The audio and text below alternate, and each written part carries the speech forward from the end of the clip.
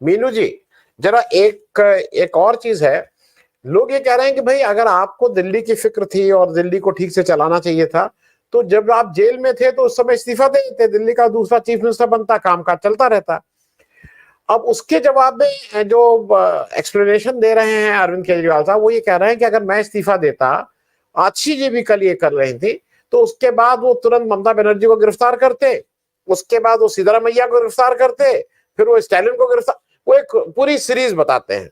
और फिर वो ये कहते हैं कि मतलब मैंने इस्तीफा नहीं दिया तो उन्होंने बाकी चीफ मिनिस्टर का मैंने एक तरह से प्रोटेक्शन कर दिया और किसी को इस्तीफा नहीं देना, और कोई गिरफ्तारी नहीं हुई, उसका एक्सप्लेनेशन वो ये देते हैं। तो एक तो इस पे आपकी टिप्पणी। दूसरी एक टिप्पणी और है, हरियाणा में मैं ये बात फिर से कई बार पूछ चुका हूं, मैं इसको पूछता रहूंगा जब तक हरियाणा का इलेक्शन नहीं आएगा, जो भी मेरे गेस्ट आएंगे। हरियाणा में भाई ठीक है, आम आदमी पार्टी को लड़ना चाहिए, वो भी एक इंडिपेंडेंट पार्टी है, उसने गुजरात में बहुत अच्छा किया, उसने पंजाब में सरकारी बना दी, उसने कांग्रेस को धूल चटा दी, वो सारी चीजें ठीक है। लेकिन मैं अभी भी एक बात नहीं पचा पा रहा हूं, विनेश फोगाट के अगेंस्ट जब अरविंद केजरीवाल की पार्टी आम आदमी पार्टी एक एक सोची समझी रणनीति के तहत कविता दलाल जो WWF की पहलवान है उनको उतारती है, तब मुझे ये लगता है कि नहीं, फिर तो क्या फर्क है इनमें और बीजेपी में, क्या फर्क है? अगर आप मेन कंटेंडर होना चाह रहे हैं और अगर आप विनेश फोगाट के रास्ते को या उसके साथ उसका जो भी उसकी जो पूरी उसकी जो यात्रा है, अगर आप उसमें आपको कुछ ऐसा नहीं दिख रहा है कि उसके पीछे खड़े होने की जरूरत है, उसके साथ खड़े होने की जरूरत है, तो उस पर भी मैं एक टिप्पणी चाहूंगा कि विनेश फोगाट के अगेंस्ट कविता दलाल को लड़ा के क्या आम आदमी पार्टी ने अपना खराब वाला चेहरा भी दिखा दिया है?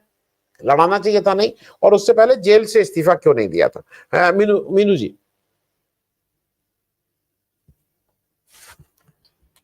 जी देखिए, केजरीवाल जी या उनके जो सहयोगी हैं, अगर ये बात कह रहे हैं कि उन्होंने इस्तीफा ना देके अन्य मुख्यमंत्रियों को बचा लिया, तो ये कुछ ज्यादा ही गर्वोक्ति है कि अपने बारे में कि मैंने एक ऐसा प्रेसिडेंट सेट कर दिया, एक ऐसा उदाहरण बना दिया कि जो आगे नजीर के तौर पे सभी मुख्यमंत्री फॉलो करेंगे। देखिए, ये जो सरकार है इस वक्त की, ये अपने राजनीतिक नफे और नुकसान के हिसाब से किसी भी राज्य के मुख्यमंत्री को गिरफ्तार करेगी या उसे छोड़ेगी। वो क्योंकि केजरीवाल जी ने एक ऐसा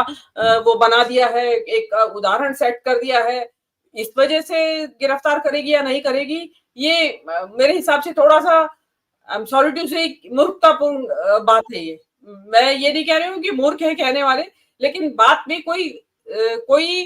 तर्क नजर नहीं आता है। देखिए, अगर पेनियारी विजन को गिरफ्तार करना है तो वो उनके हिसाब से करेंगे, जब उनको लगेगा कि या तो पुख्ता सबूत नहीं होंगे या उनको राजनीतिक नफा नुकसान नहीं दिखाई दे रहा होगा, या आप अन्यों को भी कर सकते हैं ऐसे। भाई, उन्होंने हेमंत सोरेन को गिरफ्तार कर रखा था ऑलरेडी, और उनको लगे अभी भी, अब तो देखिए, अब तो जो केजरीवाल जो कह रहे हैं कि मैंने बचा लिया, अब तो ये समझिए कि जनता ने बचा लिया अन्य मुख्यमंत्रियों की गिरफ्तारियों को। 240 सीट पे जो रोक दिया, उससे ऑटोमेटिकली एक बहुत बड़ा प्रोटेक्शन दिया है जनता ने, कवच दे दिया है सभी राज्यों के मुख्यमंत्रियों को। क्योंकि इस टाइम केजरीवाल प्रधानमंत्री जी मोदी जो है वो बैसाखियों पर है। दो मुख्य दल हैं जिनकी बैसाखियां तो उनके लिए मुख्य है, एक टीडीपी और दूसरा जेडीयू। तो केजरीवाल इस बात का कोई क्रेडिट ना ले और ना कोई देगा, इसका क्रेडिट सिंपली एंड सिंपली जनता को जाता है कि जिन्होंने आज इस कम से कम, हालांकि थोड़ा और सही मैंडेट आता तो थोड़ा और कट के सीटें आती तो बिल्कुल बहाली हो जाती इस देश में लोकतंत्र की। लेकिन अभी कुछ गुंजाइश है, और देखिए गुंजाइश में भी ऐसा तो अब भी आ रहा है कि 79 सीटें तो बिल्कुल ही कंफर्म्ड ऐसी हैं, जो एजेंसीज बता रही हैं, कुछ लोगों ने जो इन्वेस्टिगेशंस प्राइवेटली किए हैं, कि उसमें 79 सीट्स तो अभी भी ऐसी हैं कि जिसमें वास्तव में हेराफेरी हुई है गिनती में, वोटों की गिनती में। तो अगर वो 79 80 समझ लीजिए सीटें काट दें तो 160 सीट भी नहीं होती थी भाजपा की, मोदी जी की, तो वो तो सरकार भी नहीं बना पाते थे। लेकिन अब उन्होंने क्योंकि उससे सरकार बना ली है, तो केजरीवाल जी का इसमें कोई योगदान है नहीं। और दूसरे वो ये कह रहे हैं कि भाई मैं जो इस्तीफा देके जो कहा जाए कि बलिदान दे दिया है। देखिए, इस्तीफा देके बलिदान जब होता है, जैसा कि आपने कहा, मार्च में दे देते, अब क्योंकि आपने अब भी इसलिए बनाया है मन इस्तीफे का क्योंकि आपके जितने भी मुख्य नेता और सबसे पहले आपके जो राइट हैंड है मनीष सिसोदिया, वो बहुत लंबे अरसे के बाद ऐसा हुआ है कि आप दोनों मिले हैं एक दूसरे से, जिसको कहते हैं खुल के बातचीत कर सकते हैं। और आप ये देखिए मनीष सिसोदिया के आने के बाद और इनका और केजरीवाल जब लौटे हैं जेल से उसके एक दिन के अंदर अंदर हुआ है, तो इनका मैराथन डिस्कशन हुआ है आपस में, क्योंकि केजरीवाल मेरे ख्याल से मनीष सिसोदिया के अलावा किसी के ऊपर विश्वास नहीं करते हैं जिससे कि इतना डिटेल डिस्कशन कर पाए कि हमें क्या करना है और क्या नहीं करना है। तो उसके बाद उनको ये लगा कि भाई हमें तो दोनों को ही ये एक मॉरल हाई ग्राउंड लेना है कि हम तो दोनों ही इस्तीफा दे रहे हैं और तब तक पद नहीं ग्रहण करेंगे कि जब तक हमें जनता मैंडेट ना दे दे। अभी देखिए इस बात की तो खैर क्या गारंटी है कि जनता मैंडेट देगी या नहीं देगी। जनता को अगर मैंडेट देना होता, अगर केजरीवाल की जो गिरफ्तारी हुई है उसकी सहानुभूति हुई होती, उसका कुछ ना कुछ रिफ्लेक्शन लोकसभा चुनाव में जरूर दिखाई देना चाहिए। मतलब इस तरीके से बीजेपी क्लीन स्वीप कर जाए वहां पे और केजरीवाल सरकार के होते हुए, आम आदमी पार्टी के होते हुए, 62 सीटों की सरकार के होते हुए, आप 62 सीटों की सरकार में तो मतलब 62 विधानसभाएं आपके पास थी, एक विधानसभा एक सीट जानी चाहिए थी केवल बीजेपी के पास, ज्यादा से ज्यादा 2 चली जाती, चलिए मान लेते हैं, लेकिन इतनी सीटें चली गई तो उससे जनता में विश्वास की कमी आई है। और ये जो सिसोदिया के साथ जो उन्होंने बातचीत की है उसमें ये आकलन भी हुआ है कि जनता का विश्वास कम हुआ है हम में। तो अब ऐसी कौन सी चाल चली जाए, क्योंकि देखिए जो राजनीति के जो खिलाड़ी है वो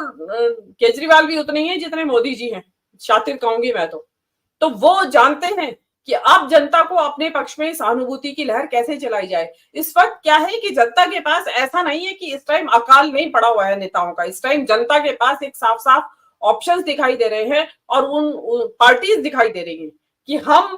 मोदी नहीं तो कौन, भाजपा नहीं तो कौन। इस वक्त सामने एक साफ साफ ऑप्शन है। केजरीवाल जी की जो नॉवेल्टी थी, जो उनकी यूएसपी थी, जब वो 2013 में आए थे तो वो एक वास्तव में एक सुनामी सी आ गई थी देश के अंदर कि यस क्लीन पॉलिटिक्स, ये आया है ईमानदार इनोवेटिव आइडियाज के साथ, शिक्षा की बात कर रहा है, स्वास्थ्य की बात कर रहा है, भाई आईआईटीएन है, पढ़ा लिखा मुख्यमंत्री बना है, सबसे ज्यादा पढ़ा लिखा है, कमिश्नर रहा हुआ है, सब जानता है अंदर की। तो और डेफिनेटली ये सारे प्लस पॉइंट्स उनके साथ थे और 10 साल उन्होंने शासन चलाया भी है, उसमें बहुत अच्छे अच्छे काम भी किए हैं। लेकिन जो ये शराब नीति का जो घोटाला आया है, इसको जिस तरीके से सेंट्रल गवर्नमेंट ने हैंडल किया है, उन्होंने घोटाला है लेकिन इतना भी बड़ा नहीं है इलेक्टोरल बॉन्ड जैसा कि उसमें केजरीवाल का बिल्कुल ही पीस पीस के मलीदा बना दिया जाए। उन्होंने ऐसा मलीदा बना दिया है कि जनता की नजर में लग रहा है कि शराब नीति का घोटाला जो है वो इलेक्टोरल बॉन्ड से भी बड़ा घोटाला है, जनता को ये समझा दिया गया है। तो मुझे ऐसा लगता है कि जो विश्वास की कमी जनता में आई है उससे केजरीवाल विचलित है और वही वजह है जो ये कह रहे हैं कि मैं कल जाके इस्तीफा देने वाला हूं। अब जो नए जो मुख्यमंत्री आएंगे वो डेफिनेटली, अब ये नहीं पता है कि नए मुख्यमंत्री आएंगे वो केजरीवाल जी की तरह फाइलें वो कोई पोर्टफोलियो लेंगे या नहीं लेंगे, क्योंकि केजरीवाल जी तो बगैर पोर्टफोलियो के मुख्यमंत्री थे, उन्होंने अपने पास कोई विभाग नहीं रखा था, इसलिए उनको फाइलें साइन करने की भी जरूरत नहीं थी। और वही कंडीशन ये है कि उसमें कोई कंडीशन नहीं है, वो पुरानी वाली बेल की कंडीशन है, केवल वो है कि जहां पे केजरीवाल जी को वो अप्रूवल लेनी होगी एलजी से, वो फाइलें डेफिनेटली केजरीवाल के साइन के लिए आएंगी और वो साइन कर पाएंगे। अब ये साइन का लफड़ा जो है सॉल्व हो जाएगा दूसरे मुख्यमंत्री के आने के बाद, मैं कह नहीं सकती हूँ, क्योंकि ये एक कानूनी पेच है बहुत बड़ा कि इस मुख्यमंत्री को नहीं थी तो दूसरे को है क्या, तो अब ये देखना होगा। लेकिन दूसरी अब आपकी विनेश फोगाट की बात में मैं एक शॉर्ट में देना चाहूंगी कि विनेश फोगाट के सामने चाहे आपको नकली पहलवान खड़ा करनी थी महिला या नहीं करनी थी, एक भी नहीं करना था, नकली ना असली, वो नूरा कुश्ती वाली पहलवान है जो उन्होंने उनके सामने खड़ी की है। तो वो जो आपने खड़ा किया है उससे एक मैसेज क्लियर जाता है, वो दिल्ली में भी गया है। देखिए दिल्ली हरियाणा से घिरी हुई है 3 तरफ से, फरीदाबाद, रोहतक और इधर आपका ये रेवाड़ी का जो इलाका है, गुड़गांव का इलाका, तो वहां से घिरी हुई है। तो वो 3 तरफ से घिरी हुई हरियाणा की जो राज्य है उसका मुख्यमंत्री या उसकी पार्टी वहां विनेश फोगाट के खिलाफ खड़े करे, तो साफ पता चल रहा है कि आप महिलाओं के मुद्दे पे बिल्कुल भी संवेदनशील नहीं है। यौन उत्पीड़न उसमें सबसे पहले, और ऑलरेडी आप अपने यहाँ स्वाति मालीवाल के किस्से में अभी सफाई नहीं हुई है, उसकी आरोप तो है ही कि आपके हम बदसलूकी हुई है। उससे सीधा मैसेज जा रहा है पब्लिक के अंदर, बिल्कुल सीधा, कि आप महिला विरोधी हैं बेस में। चाहे आप अतिशी मलरेना को मुख्यमंत्री बना दें या किसी और महिला को बना दे, लेकिन वो दाग नहीं धुलेगा